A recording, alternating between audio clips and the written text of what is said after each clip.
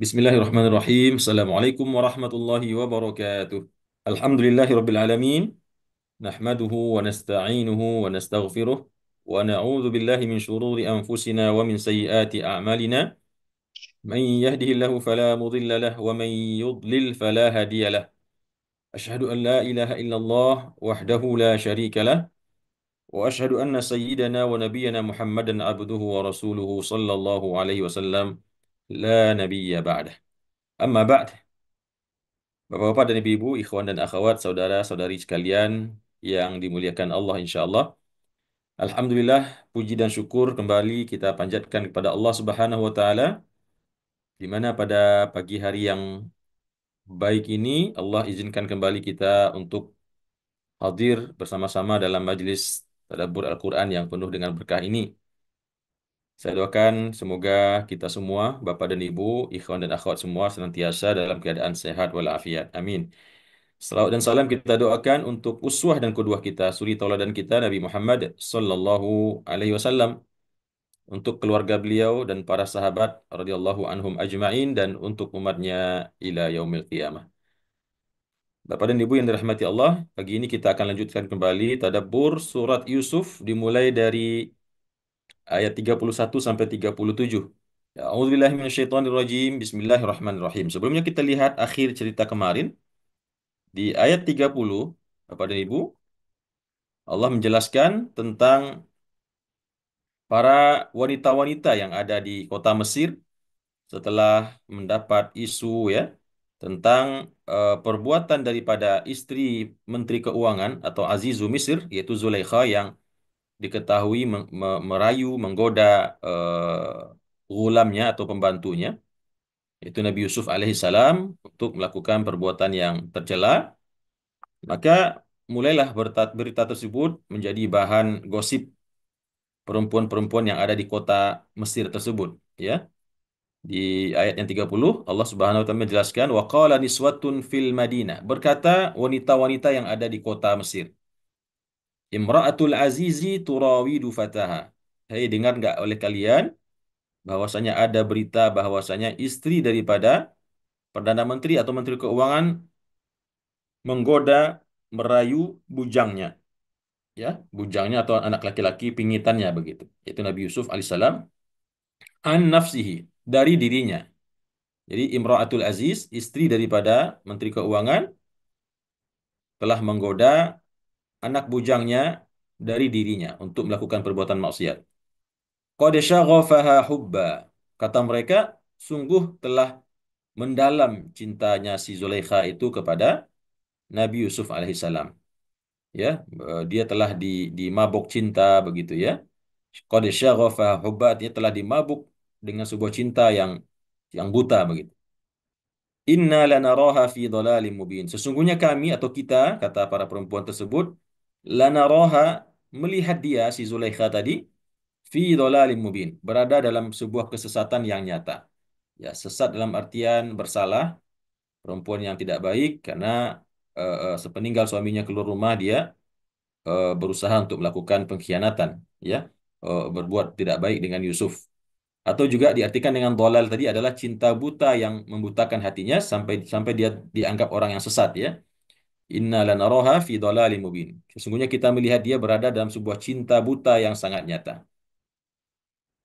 Kemudian Bapak dan Ibu rahimakumullah, tentunya gosip ini lama-lama kedengaran juga sama Zulaikha, ya.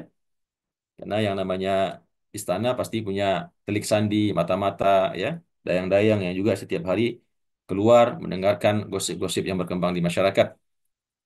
Lalu falamma sami'at bimakrihinna, maka tatkala dia mendengar, dia di sini adalah Zulaikha, ya. Maka tatkala Zulaikha mendengar bimakrihinna, dengan tipu daya mereka, dalam artian gosipnya mereka, dengan apa-apa yang mereka pergunjingkan tentang dirinya, atau mereka gosipkan dan diisukan tentang dirinya, maka tentu Zulaikha tidak terima, ya. Dia merasa tersinggung karena dia seorang istri pejabat tinggi negara yang dibicarakan atau digosipkan oleh masyarakat banyak di luar istana. Maka apa yang dilakukan oleh Zulaikha?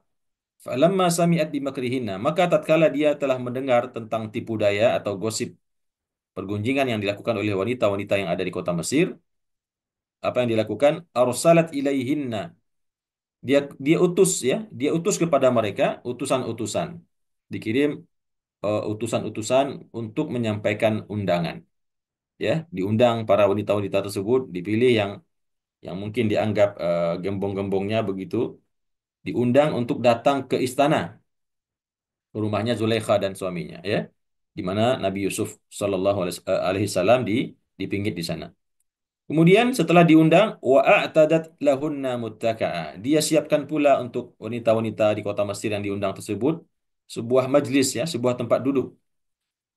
Sebuah tempat duduk yang tentunya diatur sedemikian rupa ya, berhadap-hadapan dengan sebuah apa namanya? Table dinner lah begitu ya, atau table lunch begitu untuk makan siang ala kerajaan.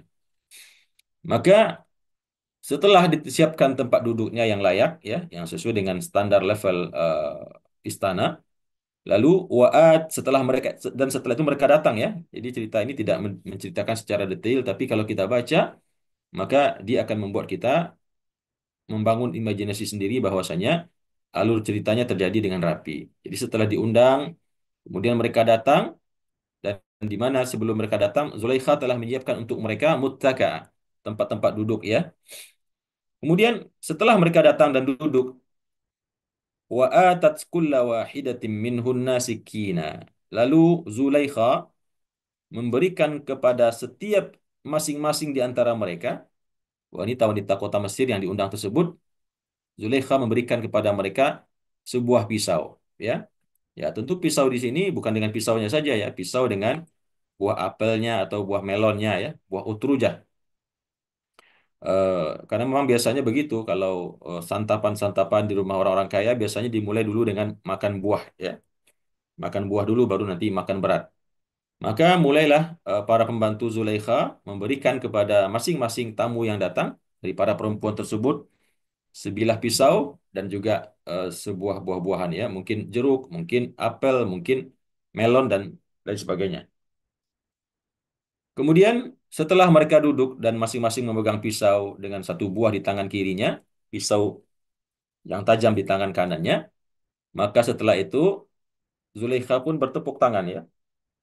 Dia mengatakan atau atau keluar dari majlis dan pergi ke belakang menemui Yusuf, Nabi Yusuf alaihissalam. Lalu dia berkata, waqalat Zulaikha berkata kepada Nabi Yusuf, ukhruj alaihinna, keluar engkau wahai Yusuf kepada mereka. Ya, keluar kepada mereka, lewat ke sana gitu. Maka tentu Nabi Yusuf tidak bisa berbuat apa-apa. Nabi Yusuf akhirnya keluar berjalan menuju tempat para wanita-wanita sedang sedang lunch bersama ya, sedang di mana masing-masing sedang memegang pisau dan buah di tangan kirinya. Wa qalat ikhruj alaihina, berkata Zulaikha, wahai Yusuf keluarlah kepada mereka.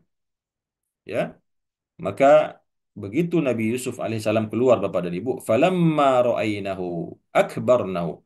Maka tatkala Nabi Yusuf keluar ke majlis di mana para wanita itu duduk-duduk, maka tatkala mereka melihat wajah Nabi Yusuf, ya, akbarnahu, mereka bertakbir, ya.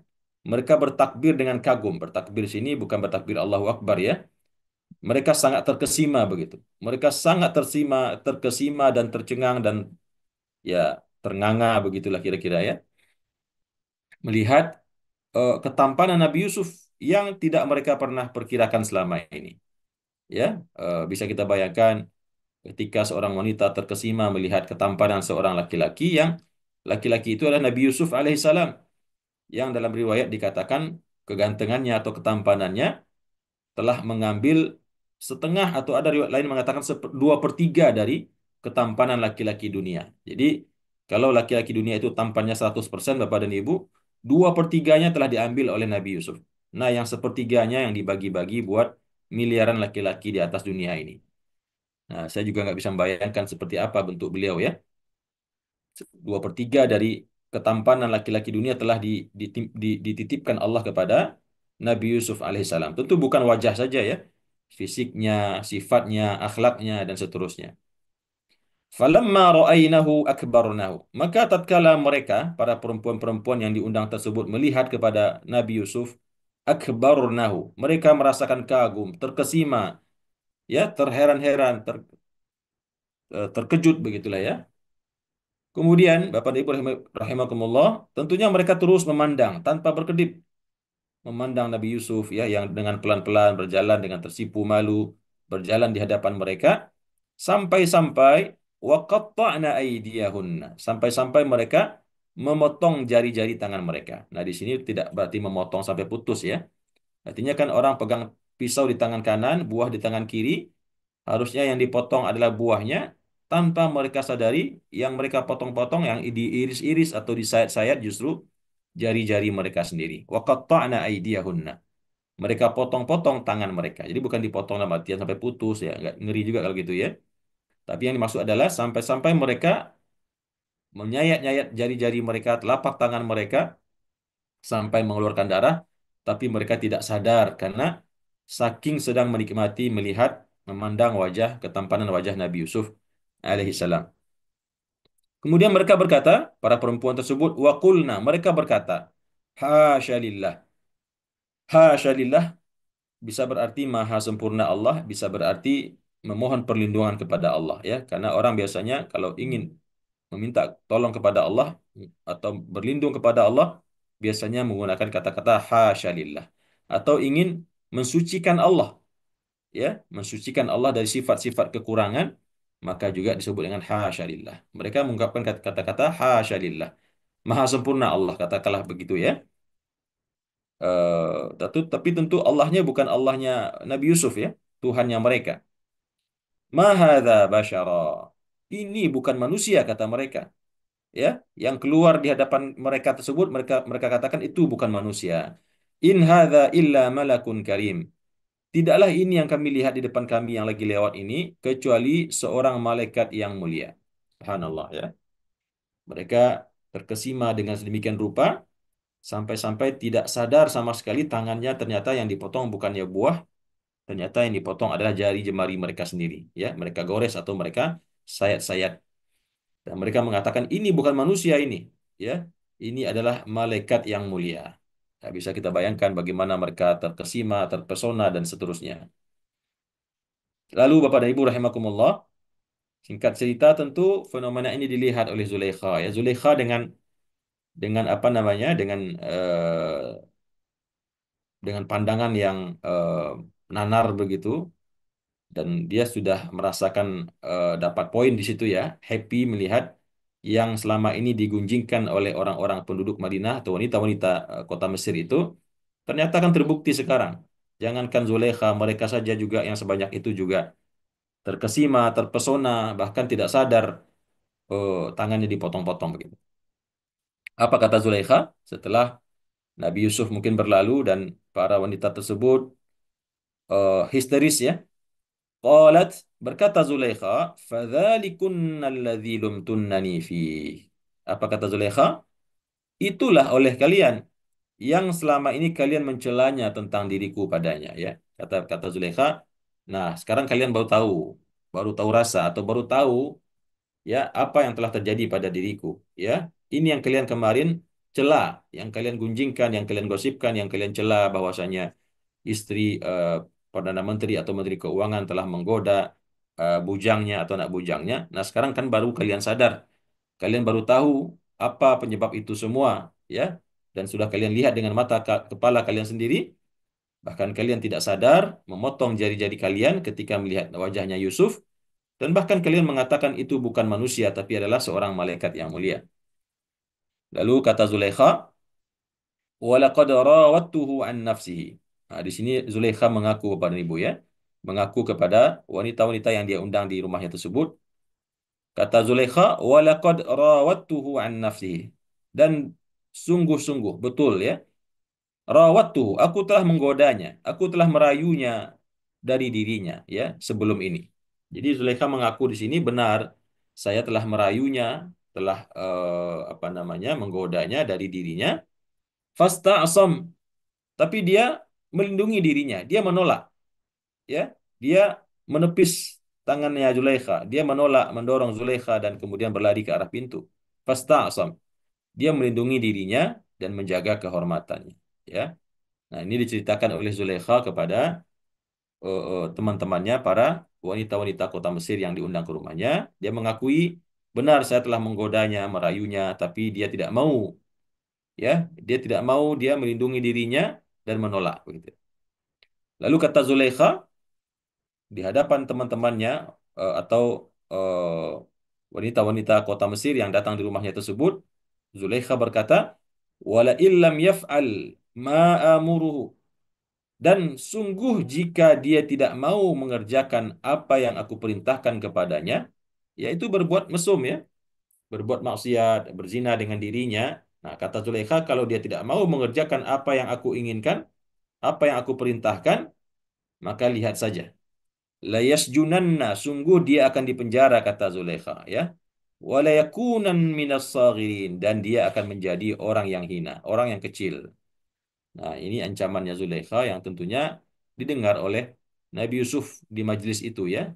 Kata Zulaikha, ya karena Nabi Yusuf sedang berdiri di pojok ruangan dengan keadaan kepala tertunduk dan tangan menyilang di depan. Beliau malu dan takut begitu ya. Kata Zulaikha, kalau dia tidak mau melakukan apa yang aku inginkan, apa yang aku perintahkan, maka dia akan dipenjara dan dia akan menjadi orang yang hina. Kemudian Bapak dan Ibu rahimakumullah, tentunya mendengar perkataan Zulaikha tersebut, maka Nabi Yusuf bergumam di dalam hatinya ya. Beliau bergumam dalam hatinya, beliau mengatakan, qala, berkata Nabi Yusuf alaihissalam, Rabbi ya Tuhanku, as-sijnu ahabbu ilayya. Sesungguhnya penjara yang disampaikan oleh Zulaikha tadi, aku diancamnya masuk penjara.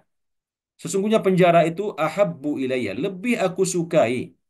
Ahabbu ilayya, lebih aku sukai kepada diriku mimma yad'unani ilahi, daripada apa-apa yang mereka serukan kepadaku untuk mengerjakannya. Jadi kesimpulannya adalah sesungguhnya memasuk penjara, dikurung dalam jeruji besi, jauh lebih disukai oleh Nabi Yusuf dibanding melakukan perbuatan hina nista yang disuruhkan oleh Zulaikha dan para perempuan-perempuan yang ada di sana. Ya. Wa illa tasrif anni kaidahunna, dan jika tidak engkau palingkan daripada diriku tipu daya mereka ya, rayuan mereka, godaan mereka, asbu ilaihinna, maka saya takut saya lama-kelamaan akan cenderung kepada mereka. Saya lama-kelamaan akan luluh. Ya, karena bagaimana mungkin laki-laki yang sedang masih muda, muda belia, juga punya nafsu, syahwat dan seterusnya, menghadapi godaan bukan satu dua perempuan lagi ya, tapi sudah banyak perempuan yang hendak melakukan perbuatan maksiat dengannya. Maka kata Nabi Yusuf, kalau seandainya engkau tidak memalingkan daripada diriku tipu daya mereka, maka saya takut saya akan cenderung kepada mereka, wa akun minal jahilin, dan kemudian aku menjadi orang-orang yang bodoh.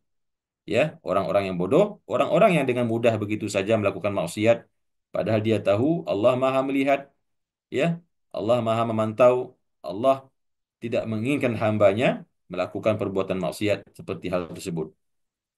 Nah, ini semacam doa Bapak dan Ibu ya, meskipun tidak ada di sini semacam ungkapan doa secara langsung, tapi ini adalah gumamannya Nabi Yusuf alaihissalam yang berkata di dalam hatinya, Rabbis sijnu ahabbu ilayya. Sesungguhnya penjara lebih aku sukai kepada diriku dibanding apa-apa yang mereka serukan kepadaku untuk melakukannya. Dan kalau seandainya engkau, wahai Tuhan, wahai Allah, tidak memalingkan aku dari godaan mereka, maka saya takut lama-kelamaan saya akan cenderung kepada mereka dan setelah itu saya pun melakukan perbuatan bejat dan hina tersebut dan kemudian saya menjadi orang-orang yang bodoh. Nah, nah, itu gumaman Nabi Yusuf yang sebetulnya sebuah doa ya, didengar oleh Allah Subhanahu wa taala. Maka kemudian fastajaba lahu rabbuhu. Maka diijabahlah untuknya oleh Tuhannya. Dikabulkan keinginannya Nabi Yusuf, ya. Fasarafa anhu kaidahun. Lalu Allah palingkan dia dari tipu daya mereka. Artinya apa? Akhirnya dibuat semacam alur cerita skenario bahwasanya akhirnya Nabi Yusuf pun masuk penjara akhirnya. Jadi tidak dibiarkan tinggal bersama Zulaikha di dalam rumah ya. Fasarafa anhu kaidahun. Fastajaba lahu rabbuhu. Allah kabulkan, Allah ijabah bagi dia, bagi Yusuf alaihissalam oleh Tuhannya ya, diijabah oleh Tuhannya untuknya. yaitu permintaan dia tadi untuk supaya dimasukkan saja ke dalam dalam penjara begitu. Fasarafa anhu kaidahunna. Allah palingkan, Allah hindarkan dia daripada tipu daya para perempuan tersebut. Innahu huwas samiul alim. Sesungguhnya dia yaitu Allah adalah zat yang maha mendengar dan maha mengetahui. Meskipun Nabi Yusuf tidak berdoa dengan suara yang lirih ya, tapi hanya bergumam di dalam hati, tapi Allah maha mendengar dan Allah maha mengetahui. Kemudian di ayat yang selanjutnya Bapak dan Ibu rahimakumullah, ya setelah tadi selesai berarti ya hidangan jamuan untuk para wanita-wanita Mesir dan Nabi Yusuf diancam oleh Zulekha akan dipenjarakan kalau tidak mau masuk atau mengikuti rajuannya, keinginannya. Dan Nabi Yusuf pun juga sudah bergumam dalam hati, biarin masuk penjara sekalian gak apa-apa, dibanding saya harus melakukan perbuatan hina yang diinginkan mereka. Maka setelah itu, tidak lama setelah itu, summa badalahum min ba'di ma ra'awil ayat. Kemudian nampak bagi mereka, oleh mereka. Mereka di sini adalah suaminya Zulaikha dan tentunya para pengawal-pengawalnya ya. Summa badalahum, kemudian nampak oleh mereka, terpikirkan oleh mereka atau timbul pikiran mereka mim ba'di ma ra'awul ayat setelah mereka melihat tanda-tanda. Ya, apa tanda-tandanya? Ya, mulai dari bajunya yang sobek di bagian belakang ya. Mulai dari fenomena perempuan-perempuan yang memotong jari-jarinya, mereka menganggap, nah ini Yusuf ini betul-betul membawa fitnah ini ke dalam kehidupan sang Menteri Keuangan dan begitu juga di kota Mesir tersebut. Maka kata eh, suami Zulekha, ya kata majikannya, layas jununnahu, layas jununnahu. Maka dia akan dipenjara hatta hin sampai waktu yang tidak ditentukan. Jadi akhirnya setelah mungkin juga permintaan Zulekha ya, yang tadi sudah bersumpah kalau Yusuf tidak mau melakukan apa yang aku inginkan maka dia akan dipenjara. Nah mungkin besoknya Zulekha mencoba merayu lagi tapi Yusuf langsung menolak dengan serta-merta, maka marahlah Zulekha dan dia datang kepada suaminya untuk segera memenjara Nabi Yusuf alaihissalam. Maka Bapak dan Ibu rahimakumullah, akhirnya hal tersebut dieksekusi ya. Nabi Yusuf pun akhirnya dipenjarakan, dimasukkan dalam penjara bersama wadakhala ma'ahu sijna fatayan dan masuklah bersama Nabi Yusuf tersebut ya ke dalam penjara tersebut dua orang pemuda. Dua orang pemuda ini kalau kita baca dalam riwayat di tafsir At-Tabari, mereka adalah pegawainya raja ya. Raja yang lebih tinggi lagi pangkatnya atau raja besar lah ya. Eh, Yaitu kepala negara. Jadi bukan tuannya Nabi Yusuf, tetapi dua orang pegawai daripada raja yang memerintah di negeri Mesir. Yang satu tukang memberi minum, yang satu lagi tukang memberi makan. Mungkin di dalam tafsir At-Tabari dijelaskan mereka ini ketahuan atau disinyalir akan membunuh raja, meracun raja dengan makanan dan minuman. Maka masuklah ke dalam penjara tersebut dua orang pemuda bersama Nabi Yusuf alaihissalam. Qala ahaduhuma, ya. Maka tentu setelah masuk di sana, kemudian mereka berkenalan dan Nabi Yusuf di situ menjelaskan bahwasanya beliau memiliki keahlian untuk mentakwilkan mimpi, ya. Nabi Yusuf bercerita kepada dua orang pemuda tersebut bahwasanya beliau atau Nabi Yusuf memiliki keahlian untuk mentakwilkan mimpi. Maka qala ahaduhuma, berkata salah satu di antara mereka dari dua orang pemuda tadi. Dia bercerita bahwasanya dia bermimpi inni arani. Sesungguhnya aku melihat diriku dalam mimpi a'siru khamra. Aku sedang memeras anggur. Khamar ya. Jadi itu mimpinya. Dia mimpi di dalam mimpinya melihat dia sedang memeras anggur, sedang membuat khamar. Wa qala al-akharu, dan yang satu lagi berkata inni arani. Sesungguhnya aku melihat diriku di dalam mimpi ahmilu fawqa ra'si khubza. Aku melihat diriku di dalam mimpi bahwasanya aku membawa di atas kepalaku sebuah roti ta'kulu tayru minhu, yang mana roti yang ditaruh di kepalanya tersebut dimakan oleh seekor burung ya. Nah itu mimpinya, mimpi dua orang teman Nabi Yusuf yang sesama satu sel dengan beliau, dengan Nabi Yusuf alaihissalam, Yang pertama mengatakan, saya mimpi melihat diri saya sedang memeras anggur untuk dijadikan khamar. Dan yang kedua mengatakan dirinya melihat bahwasanya dia berjalan di atas kepalanya ada sebuah roti dan roti tersebut dimakan oleh seekor burung, ya, dipatok burung di kepalanya. Maka kata dua pemuda tersebut, Nabi Nabi ta'wilihi, ya, kabarkan kami, beritakan kepada kami tentang takwil daripada mimpi ini. Inna naraka minal muhsinin. Sesungguhnya kami melihat engkau termasuk orang-orang yang baik, ya. Jadi Nabi Yusuf dikatakan minal muhsinin, yaitu orang-orang yang baik. Maksudnya di sini orang baik memang Nabi Yusuf ini orang yang berakhlak mulia, yang suka membantu orang yang lemah, ya, suka melihat orang yang sakit, suka menolong orang yang kesusahan dan seterusnya. Jadi itu sifat Nabi Yusuf yang dilihat oleh dua orang pemuda yang satu sel bersama beliau. Inna naraka minal muhsinin. Sesungguhnya kami melihat engkau, wahai Yusuf, sepertinya engkau termasuk orang yang baik-baik, gitu. Orang yang baik, orang yang mulia.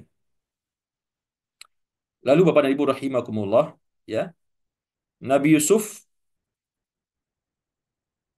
memberikan komentar, ya, memberikan reaksi atau komentar terhadap apa yang disampaikan oleh dua temannya tersebut.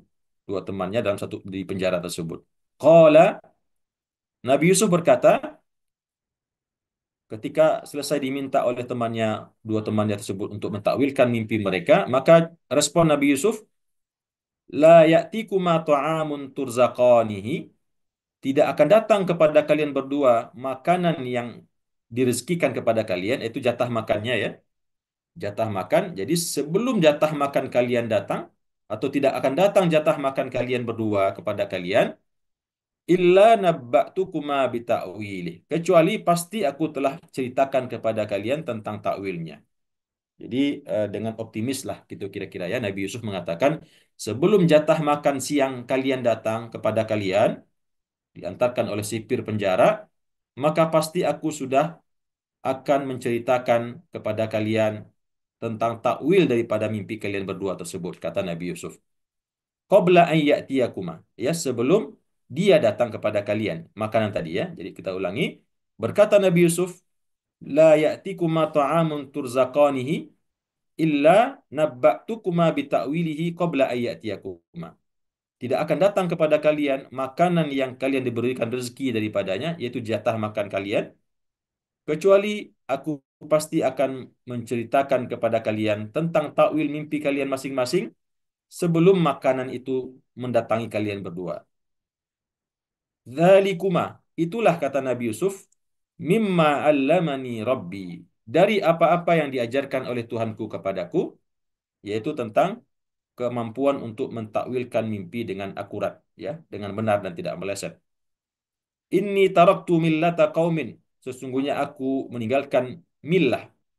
Millah itu agama sebuah kaum la yu'minuna billah, yang mana mereka tidak beriman dengan Allah, dan juga wahum bil akhirati hum kafirun, dan mereka dengan hari akhirat mereka mengingkarinya. Ya, demikian Bapak dan Ibu, ya. Jadi di sini Nabi Yusuf alaihissalam akhirnya menceritakan takwil daripada mimpi kedua temannya tersebut, ya, sebelum jatah makan mereka datang kepada mereka. Dan di situ Nabi Yusuf menjelaskan bahwasanya yang beliau tunjukkan berupa kemampuan mentakwil mimpi itu adalah sebuah ilmu yang diajarkan oleh Tuhan yang kepadanya. Dan beliau menyatakan kepada mereka berdua bahwasanya beliau telah memilih masuk penjara daripada harus mengikuti hawa nafsu Zulaikha, dan atau daripada harus mengikuti milah agama kaum yang ada di luar penjara sana yang tidak beriman dengan Allah dan juga tidak beriman dengan hari kiamat atau hari akhir. Bapak dan Ibu, ikhwan dan akhwat yang dirahmati oleh Allah Subhanahu wa taala, inilah tadabbur kita pada pagi hari ini membahas surat Yusuf ayat 31 sampai 37. Di mana kesimpulannya adalah di awal tadi kita jelaskan Zulaikha mengundang para wanita-wanita kota Mesir yang telah menggosipkan tentang dirinya, yang diceritakan telah menggoda anak bujangnya. Lalu sampai kemudian akhirnya Zulaikha mengundang mereka ke istana dan menyediakan sebuah majlis untuk makan santapan makan siang, ya. Lalu di situ Zulaikha memberikan kepada masing-masing mereka sebilah pisau dan sebuah buah-buahan di tangannya. Dan kemudian Nabi Yusuf diperintahkan untuk keluar di hadapan mereka dan ternyata di situ para wanita-wanita Mesir tersebut terkesima ya, terpesona dan seterusnya sampai-sampai mereka tidak sadar ternyata tangan mereka justru menyayat-nyayat atau mengiris-iris jari mereka sendiri. Kemudian di situ juga dijelaskan bahwasanya Zulaikha mengancam Nabi Yusuf kalau seandainya tidak mau juga mengikuti apa yang dia inginkan, maka dia akan dipenjara ya dan akan dibuat menjadi orang yang hina. Lalu Nabi Yusuf berdoa kepada Allah dengan mengatakan bahwasanya penjara jauh lebih dia sukai dibanding harus melakukan perbuatan yang tidak diridhoi oleh Allah Subhanahu wa taala. Kemudian akhirnya Nabi Yusuf pun diputuskan atau digiring masuk penjara oleh suaminya Zulekha karena melihat memang sudah banyak fitnah yang timbul gara-gara Yusuf ini ya. Nah, di situ Nabi Yusuf dipenjarakan satu sel dengan dua orang pemuda yang merupakan pegawai raja dan di situ dua pemuda tersebut melihat Nabi Yusuf atau mengetahui Nabi Yusuf mampu mentakwilkan mimpi dan kemudian mimpi itu ditakwilkan oleh Nabi Yusuf ya sebelum mereka mendapatkan jatah makan siangnya. Demikian Bapak dan Ibu, sementara kisah Nabi Yusuf pada hari ini berakhir sampai di cerita tentang Nabi Yusuf dan dialog Nabi Yusuf dengan dua orang pemuda yang satu sel dengannya. Ya, tentunya masih akan berlanjut kisah Nabi Yusuf ini sampai ke apa namanya cerita-cerita yang lebih mengharu-birukan lagi. Bagaimana nanti saudara-saudaranya datang ke istana dan di situ Nabi Yusuf membuat semacam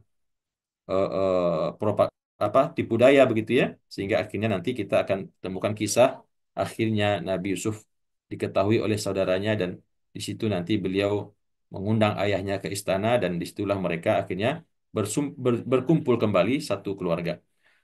Kita ikuti saja Bapak dan Ibu kisah Nabi Yusuf ini mungkin besok masih ada, lusa masih ada insya Allah sampai tanggal 24 atau 25 ya nanti akan disampaikan oleh admin insya Allah. Demikian Bapak Ibu dari saya pagi ini. Mohon maaf atas kekurangan dan terima kasih atas perhatian dan kehadirannya dan mohon maaf jika ada salah dan khilaf dari perkataan dan ucapan saya. Aqulu qauli hadza wa astaghfirullah li wa lakum. Wassalamualaikum warahmatullahi wabarakatuh.